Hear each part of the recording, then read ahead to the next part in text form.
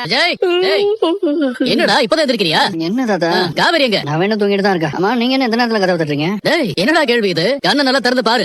ஐயோ, போன் வேற ஸ்விட்ச் ஆஃப் ஆயிருக்கு. விடிஞ்சு எவ்வளவு நேரம் தெரியுமா? விடிஞ்சாச்சான்னு கேக்குறேன். எல்லாம் தூங்கிட்டேன் தாத்தா. என்ன தாத்தா? ஏமா அங்க எல்லாரும் குளிச்சு கிளம்பி பொங்கல் வைக்கிறதுக்கு ரெடி ஆயிட்டாங்க. நீங்க ரெண்டு பேரும் இன்னும் தூங்கிட்டு இருக்கீங்க. சாரி தாத்தா. எங்க போன்ல அலாரம்ல வச்சிட்டு தான் படுத்தேன். ஆனா சார்ஜ் இல்லாம போன் ஆஃப் ஆயிடுச்சு. நாங்களும் நல்லா தூங்கிட்டோம். சரிமா, எல்லாரும் உங்களுக்காக வெயிட் பண்ணிட்டு இருக்கோம். கொஞ்சம் சீக்கிரம் ரெடி ஆயி வாங்க. முதல்ல இவன ரெடியா சொல்லு. காலையில எந்திரிச்சு உட்கார்ந்து போன் பேசிட்டு இருப்பான். அதல நான் பாத்துக்கறேன் சரி, தாத்தா. சீக்கிரம் கிளம்பி வாங்க. போயிட்டு வந்துறேன். தாத்தா சொன்னதை கேட்டீங்கல்ல? ஏற்கனவே ரொம்ப டைம் ஆயிடுச்சு. சீக்கிரம் போய் குளிச்சிட்டு வாங்க. 10 நிமிஷத்துல வா. என்னங்க வேட்டியோட என்ன போராடிட்டு இருக்கீங்க? வேட்டி இடுப்புலயே நிக்க மாட்டேங்குதுக்கா. என்னமோ இன்னைக்கு தான் முத தடவை வேஷ்டி கட்டுற மாதிரி பேசுறீங்க. நம்ம கல்யாணத்துக்கு வளகாப்புக்கெல்லாம் கூட வேஷ்டி தானே கட்டினீங்க. அது வெல்க்ரோ வேட்டி. டிக்கிட்டா இடுப்புல கரெக்டா நின்று. நான் எப்பவுமே அதுதான் கட்டுவேன்னு தெரியாம தாத்தா ஒற்றை வேஷ்டிக்கு பதிலா அந்த மாதிரி ஒற்றை வேஷ்டி வேணும்ட்டேன். நான் இப்ப கட்டும்போது தான் கவனிச்சேன். இல்லனா நேத்தே போய் எக்ஸ்சேஞ்ச் பண்ணிட்டு வந்தேன். எதுக்கு மாத்திக்கிட்டு? அதெல்லாம் கட்டிக்கலாம். நான் கட்ட வரல. கட்ட வரல இல்ல, கட்ட தெரியலன்னு சொல்லுங்க. ஏதோ ஒண்ணு கட்டிக்கிட்டு நாள் பூரா நிக்கிறதே எனக்கு பெரிய டாஸ்கா இருக்கும் போல இருக்கு. உங்க இடுப்புல நிக்கிற மாதிரி நான் கரெக்டா கட்டி விடுறேன். இது நீ கட்டுறியா? ஆமா, புருஷன் பொண்டாட்டிக்கு புடவை கட்டி விடலாம். ஆனா பொண்டாட்டி புருஷனுக்கு வேஷ்டி கட்டி விட கூடாதா? இவடலாம் நான் கட்டி விடுறதுல வேஷ்டி எப்படி ஜம்முன்னு நிக்குதுன்னு பாருங்க. ஷர்ட் விடுங்க. இப்ப வேட்டி இடுப்புல நிக்குதா? செமையா கட்டி விட்டுருக்க. இந்த மாதிரிலாம் எனக்கு கட்ட வராதெல்லாம் முடிவு பண்ணிடாத. அப்போஸ் உனக்கு புடவை கட்டணும்னா நான் கட்டி விடுறேன். நான் தான் ஆல்ரெடி புடவை கட்டிட்டேனே. அப்புறம் எதுக்கு ஹெல்ப்?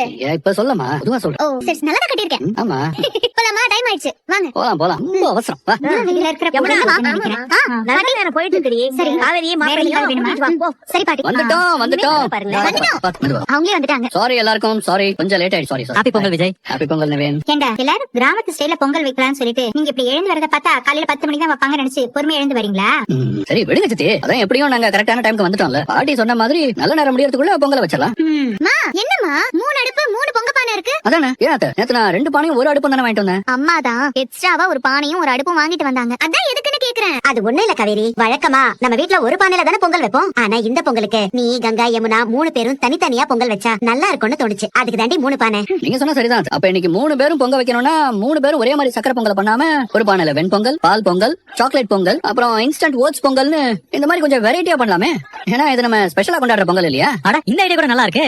யமுனா நீ பேசாம சாக்லேட் பொங்கல் பண்ணிரேன். சில சம்பிரதாயங்களை நம்ம இஷ்டத்துக்கெல்லாம் மாத்த கூடாதுப்பா. இப்படி ஒரு விசேஷ நாள் அதுவுமா சாமிக்கு படைக்கிற பொங்கல். இத முறைப்படி எப்படி செய்யணுமோ அப்படிதான் செய்யணும். காவேரி யமுனா நல்ல நேரம் போயிட்டே இருக்கு. சீக்கிரம் வேலைய ஆரம்பிங்க. சரிங்க வாமா. ஒரு நிமிஷம். எல்லாம் கரெக்டா இருக்கு. ஆனா இந்த அட்மாஸ்பியர்ல ஏதோ ஒரு ப்ராப்பர்ட்டி குறையுது. என்ன குறையுது? பிரதர் எங்க வாங்க. இல்ல சித்தப்பா வாங்க. இல்லப்பா அட வாங்க சித்தப்பா. இவ்வளவு புகையில நீ எப்படி எந்த டிஸ்டர்பன்ஸும் இல்லாம வேலை செஞ்சுட்டு இருக்க? வா உட்கார்ந்தாலே கண்ணு எரியுது. பாருங்க எவ்வளவு புகை. எனக்கு இதெல்லாம் பழகிருச்சுங்க.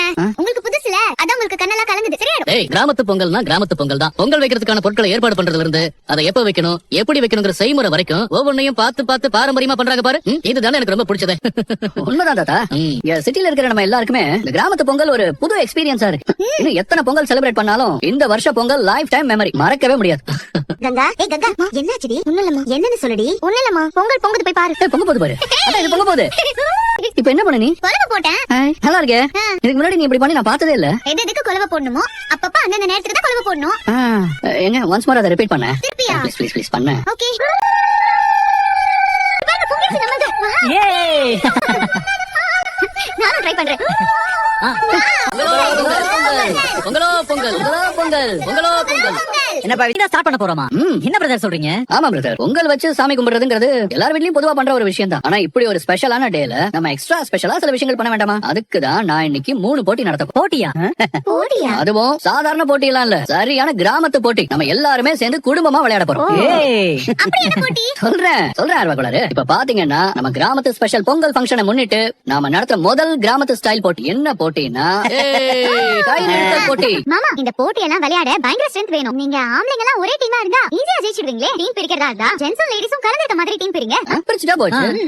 அது மட்டும் இல்ல, பிரெக்னன்ட்டா இருக்கிற கங்காவும் காவேரியும் இந்த கேம்ல இருந்து ரெஸ்ட் எடுங்க. நீங்க இந்த கேம் விளையாட கூடாது. என்னமா இது? ஓகே, யமுனாவும் நிவினும் இந்த பக்கம் வாங்க. ஓகே, சோ யங்ஸ்டர்ஸ் வயசானவங்க 2 பக்கமும் ஈக்குவலா பிரிச்சாச்சு. அடுத்து என்ன ஆரம்பிக்கலாமா? ஆரம்பிக்கலாம். எடுங்க.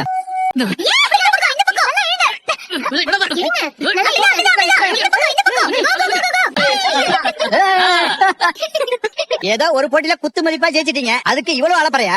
இன்னும் 2 போட்டி இருக்குல்ல, அதுல பாருங்க எங்க பர்ஃபார்மன்ஸ். மாமா இவ்ளோ ஆர்வமா இருக்காரு. சரி அடுத்த போட்டி என்னன்னு சீக்கிரம் சொல்லுங்க. அதுவா?